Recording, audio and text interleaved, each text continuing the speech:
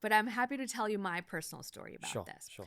So in April 2020, at the height of COVID, I was in New York City at one of the busiest hospitals on the front line, seeing the worst of COVID, as you can imagine.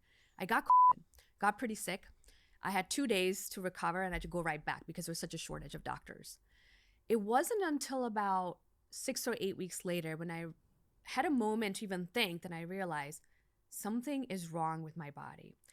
My hair was falling out in chunks. I was losing weight. I was getting short of breath just even going one flight of stairs.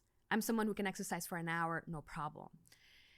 So what I had actually was long COVID, but I didn't realize that. No one knew what even COVID was, let alone what long COVID was. So I was struggling. So then I came across, I was one day on Amazon buying toilet paper as everyone was doing in the US at that time. And I have no explanation for this to this day. I think it was like divine intervention. That's what I believe in. That a book about a 185-year-old yogi popped up on my suggestion list in Amazon. I had not searched any books or anything. I have no idea. It was an out of print book. There was one copy somewhere. I bought it.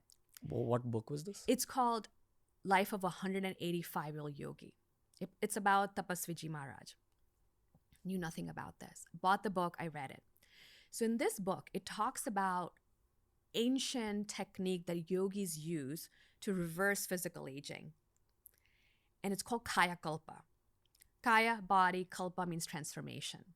So it's an advanced level of detoxification and activating your stem cells that yogis did to keep in excellent physical shape so they could continue meditating, continue their spiritual progress. Wow. So this yogi, Tapasviji Maharaj, was actually a prince in Patiala in the late 1700s. And then he became a sadhu.